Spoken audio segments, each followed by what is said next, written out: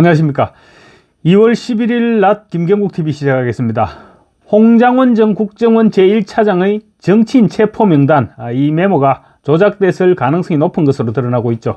그런 가운데 홍장원과 함께 정부 대표단으로 나토 이사회에 참석했던 국정원 직원이 비정상적인 특채 형식으로 채용됐다는 의혹이 제기됐습니다.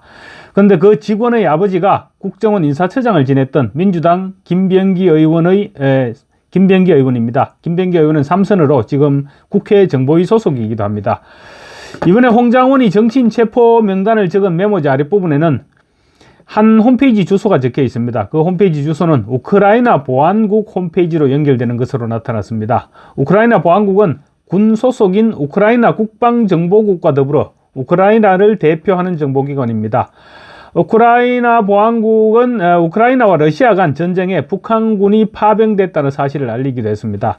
홍장원이 지난해 10월 27일 당시 국정원 1차장일 때 정부 대표단 단장으로 벨기에 브뤼셀에서 열린 북대서양 이사회, 그러니까 나토 이사회, 북대서양 조약국우 나토 이사회에 참석을 했었습니다. 그때 국정원 측 인사들과 우크라이나 정보국 사람들 사이에 북한군 관련한 협의가 있었다고 합니다. 당시 출장에 동행했던 직원이 바로 김병기 의원의 아들입니다.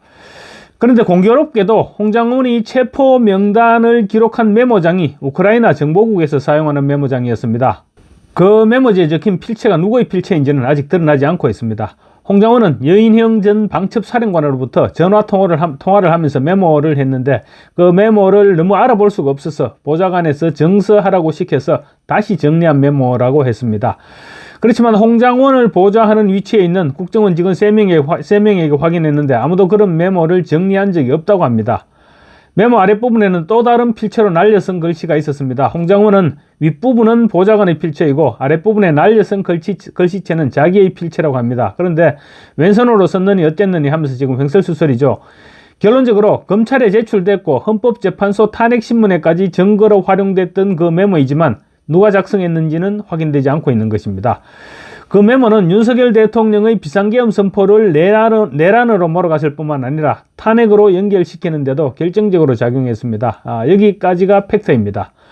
우크라이나 정부 도메인이 적힌 메모지는 국내에서 흔하게 볼 수 있거나 구할 수 있는 그런 메모지가 아니죠. 그래서 그 메모지의 출처로 홍장원과 함께 벨기에로 출장을 갔던 김병기의 아들을 연계시켜서 추측하는 것입니다.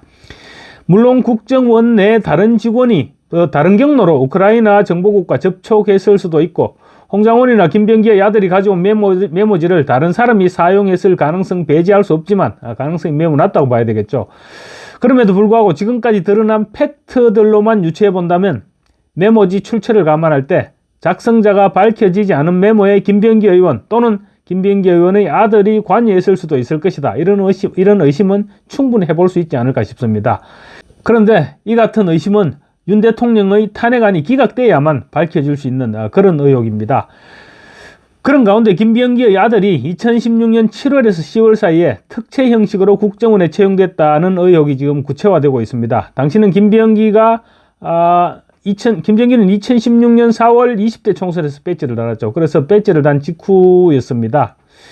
그동안 알려진 것은 김병기의 아들이 국정원 공채에서 3번 탈락했는데 2번은 필기에서 탈락했고, 그리고 2017년 3월 학사 이상 학위 소지자로 전현직 군 장교, 경찰 공무원 중 정보수사 분야 업무 2년 이상 경력자, 이 전형으로 국정원에 최종 합격했다.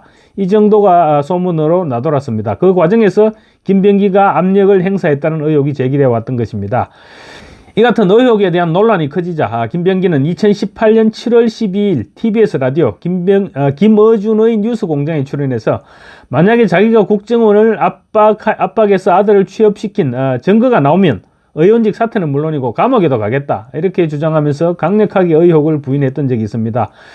그런데 오늘 스카이데일리 보도에 따르면 지금까지 알려진 내용과는 다른 의혹이 제기됐습니다. 스카이데일리는 복수의 국정원 소식통을 통해서 확인했다면서 2016년 10월, 그러니까 소문으로 났던 것은 2017년 3월이었죠. 그런데 사실은 2016년 10월에 당시 이병호 국정원장 비서실장이었던 홍장원과 국정원 기조실장이 압력을 행사해서 탈락했던 김병기의 아들을 특별 채용했다고 보도했습니다.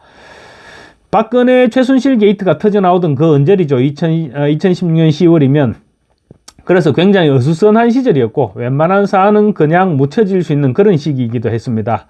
스카이데일리 보도가 팩트라면 그때부터 김병기와 홍장원은 밀접한 관계였을 것입니다. 물론 김병기가 국정원에 있을 때 그때부터 홍장원과 가까운 관계를 유지해왔을 가능성도 있죠. 스카이데일리는 국정원의 은밀한 내부 소식통을 자주 보도해왔습니다. 아마도 국정원 내부에 소위 말하는 빨대가 있는지도 모르겠습니다. 그래서 한때 스카이데일리 조정진 대표가 국정원 출신이다 이런 소문이 나돌았는데 스카이데일리는 조정진 대표가 국정원 출신은 아니라고 공식적으로 밝혔습니다. 어쨌거나 오늘 내용은 김병기의 아들이 2017년 3월에 채용됐다는 기존의 소문과는 완전히 다른 내용입니다. 스카이데일리의 소식통에 따르면 김병기 의원의 아들의 특별 임용을 반대하던 감찰실장이 2016년 5월에 물러나자 탈락자인 김 의원 아들에 대한 특별 채용이 다시 추진됐다는 것입니다. 당시 김병기는 초선 국회의원에 막 당선됐던 시절입니다. 소식통은 또 김 의원이 기무사를 압박해서 아들과 관련한 세평을 다시 쓰게 만들었고 이를 근거로 임용했다는 소문도 파다했다 이렇게 주장했습니다.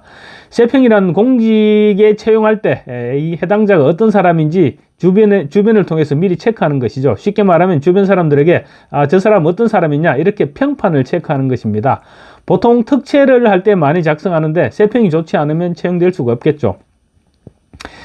소식통은 또 경력사원 임용 규정을 바꾸기도 했다는 주장과 함께 당시 감찰실장과 홍장원은 이 문제로 상당히 다투었다고 당시 분위기를 전하기도 했다고 합니다. 감찰실장은 홍장원의 육군사관학교 선배였다고까지 지금 구체적으로 전하고 있는 것으로 볼 때 상당한 신빙성이 있지 않나 싶기도 합니다. 한겨레는 2016년 총선에 당선된 김병기가 그 후 2014년 국가정보원에 지원했다가 신원조사에서 떨어졌던 자신의 아들이 낙방이 부당했다 이런 의견을 배지를 단 이후에 여러 차례 국정원에 전달했다는 증언이 나왔다고 2018년 7월 10일자로 보도한 바도 있습니다. 그렇지만 이와 관련해서 소식통은 탈락했던 이유는 세평과 신체적 문제로 기억한다. 당시 국정원 내부에서는 김 의원 아들 임용과 관련해서 많은 말들이 있었다고 당시 상황을 전했다고 스카이데일리가 보도했습니다. 스카이데일리는 이와 관련한 자세한 정보도 확인을 했지만 개인 신상과 관련된 것이라서 보도하지 않기로 했다고 합니다. 만약에 김병기 측에서 이 일을 제기하면 터뜨릴 수도 있다 이런 말로 듣기도 합니다. 김병기는 아들 채용과 관련한 스카이데일리의 질문에 문자 메시지를 통해서 허위사실을 이용하는 행태에 대해 엄격히 법적 책임을 묻겠다. 동일한 사유로 다시는 연락하지 말라고 답변했다고 스카이데일리가 밝혔습니다. 신상 문제는 굉장히 중요한 사안입니다. 그럼에도 불구하고 스카이데일리가 김병기 의원의 실명을 박아서 보도를 했기 때문에 이 문제는 진실규명이 불가피해졌고 진상규명 과정에서 홍장원의 메모와 관련한 부분이 드러날 수 있을지 주목되고 있습니다. 감사합니다.